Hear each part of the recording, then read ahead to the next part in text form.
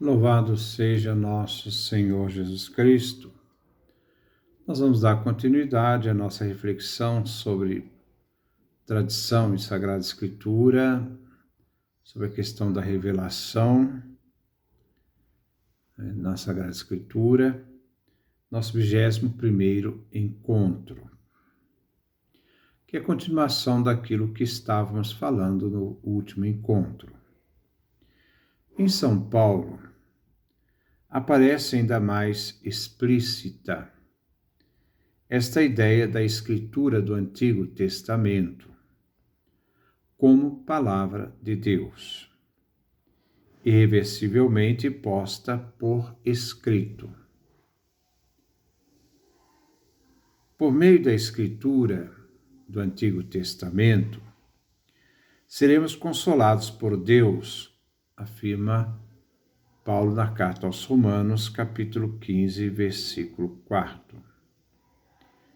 Aí, em 1 Coríntios, também, capítulo 15, versículo 3. Ou nos escritos dos profetas, Jesus é antecipadamente pregado. Eles revelam o plano salvífico de Deus. A Sagrada Escritura do Antigo Testamento é uma forma ao meio para o qual Deus revela seu plano salvífico de salvação, traçado desde a eternidade, como nós vemos também escrito na carta a Timóteo, segunda carta a Timóteo, mas oculto, contamos em Romanos capítulo 16, versículo 25. Frequentemente, Paulo emprega a expressão a Escritura fala, a Escritura diz, sempre referindo ao Antigo Testamento. Verbos estes que só se aplicam a pessoas. Portanto, a Escritura é personificada. A Escritura diz é o mesmo que Deus diz. Romanos capítulo 9, versículo 15. Tal é a edificação entre Deus e a Escritura que Paulo, em Gálatas 3, 8, pode dizer que a Escritura previu algo, fazendo parte do plano divino de Deus, que foi revelado aos seres humanos através da palavra. Em Romanos capítulo 11, versículo 4, Paulo chama a Sagrada Escritura de uma profecia dada por Deus. Em 2 Timóteo, capítulo 3, versículo 16, lemos que a Escritura é insuflada por Deus. É Deus que inspira, a Escritura. Em Romanos capítulo 1, versículo 2, as Escrituras do Antigo Testamento são designadas como Sagradas Escrituras. Lembrar que quando no Novo Testamento se fala Sagrada Escritura, sempre se refere ao Antigo Testamento. No Novo Testamento, a referência é sempre o Antigo Testamento quando usa essas palavras, Sagradas Escrituras, ou a própria palavra de Deus, Escritura. Lemos igualmente em 2 Pedro, capítulo 1, versículo 20, que nos escritos do Antigo Testamento falam os profetas assistidos pelo Espírito Santo. De tudo isso se conclui que a Escritura do Antigo Testamento era vista pela Igreja Apostólica como legítima revelação de Deus. É Deus mesmo que fala. Acha-se ela revestida da autoridade divina, sendo que Deus é o autor da Escritura. Contém a sabedoria de Deus.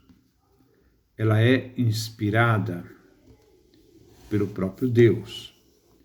É, portanto, Escritura sagrada. Em 2 Pedro, capítulo 3, versículo 16, As cartas e também as cartas de Paulo são colocadas ao mesmo pé de igualdade com a Escritura do Antigo Testamento. Então, quando a gente lê a segunda carta de Pedro, capítulo 3, versículo 16, nós já vemos a inspiração do Novo Testamento, quando as cartas de Paulo são colocadas ao mesmo pé de igualdade que a Escritura do Antigo Testamento.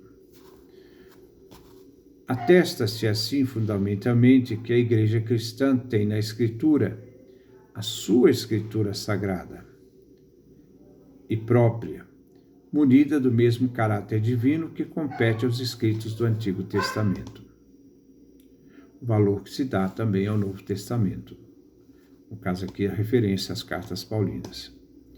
Em 1 Timóteo, capítulo 5, versículo 18, cita-se um texto tirado do Antigo Testamento, Deuteronômio, capítulo 25, versículo 4. E outro do Novo Testamento, Lucas, capítulo 10, versículo 7. Como sendo ambos igualmente Escritura.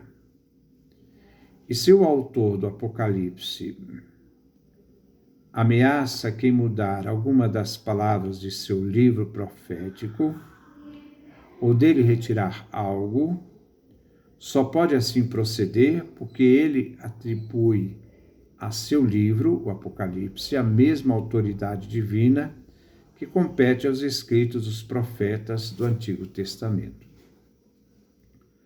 No Novo Testamento, encontramos a mesma espontânea permuta entre palavra escrita e palavra falada, entre si equiparadas, que antes já apontamos em referência ao Antigo Testamento. Assim como nas palavras escritas pelos profetas, prossegue e tem seguimento sua pregação oral, assim também os apóstolos tomam da pena para garantir a continuidade da pregação que iniciaram oralmente. Desta maneira, entretanto, mostra-se apenas imediatamente que a Escritura, quer do Antigo, quer do Novo Testamento, tem origem divina.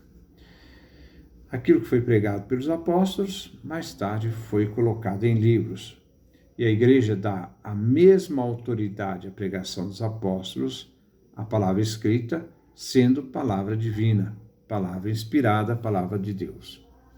Devemos agora abordar o problema de se saber se a mentalidade cristã a reconheceu, na palavra do Novo Testamento, de maneira específica, como a redação por escrito da palavra de Deus, de modo que ela não seja apenas um livro autorizado, garantido, dado por Deus, mas sim sua própria palavra, que teria assumido a forma de um livro, assim como em Jesus Cristo a palavra se tornou carne, assumindo o corpo de um homem, dando origem assim a um paralelismo entre encarnação e a redação da palavra por escrito, em forma de livro. Mostramos já que, para os sinópticos Mateus, Marcos e Lucas, as expressões livro de Moisés e Deus fala, designam a mesma coisa. Marcos capítulo 12, versículo 26, Mateus capítulo 22, versículo 31. O livro de Moisés é, portanto, palavra de Deus. Aludimos também à palavra de Gálatas 3:8, onde Paulo identifica simplesmente Deus com a Escritura. Em São João, Jesus identifica-se a si próprio com sua palavra, quando ele mesmo, no mesmo sentido, fala de sua permanência e da permanência de sua palavra junto aos discípulos. João capítulo 15, os versículos 5 e versículo 7. É sobretudo realmente aqui a fórmula tão frequente usada no Novo Testamento, que a palavra diz a Escritura. É realmente curioso e surpreendente que, na língua grega profana, o verbo dizer não apareça nunca empregado no sentido de expressão de um pensamento escrito, mas sempre como designação de um pensamento expresso oralmente. O verbo lego, legein, dizer, era sempre uma ação verbal, não se referia a uma ação escrita, na tradição grega. É verdade que, mesmo nos textos da literatura grega profana, encontramos passagens como legei Platon, assim diz Platão, referentes aos escritos de Platão. Em nenhum lugar, porém, se afirma formalmente que determinado escrito diz alguma coisa. Esta modalidade linguística vem do judaísmo, no qual se encontra a expressão, a Escritura diz. Também o Novo Testamento segue a tradição judaica.